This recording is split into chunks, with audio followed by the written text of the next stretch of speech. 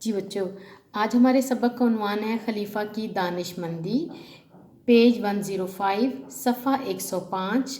خاص الفاظ کے آپ املا کریں گے: امور، ترغیب، گزشتہ، قاصر، فلاح۔ خلفائے راشدین کے دور حکومت کے بعد اللہ تعالیٰ نے مسلمانوں کو ایک ایسا خلیفہ عطا کیا جس نے گزشتہ دور کی یاد تازہ کر دی۔ آپ رحمۃ اللہ کا نام حضرت عمر بن عبدالعزیز رحمۃ اللہ تھا۔ آپ رحمۃ اللہ بہت سادہ زندگی گزارتے تھے، سرکاری خزانے کو عام آدمی کی فلاح کے لیے خرچ کرتے تھے، فضول خرچی کو سخت ناپسند کرتے اور دوسروں کو بھی فضول خرچی سے منع کرتے تھے۔ آپ رحمۃ اللہ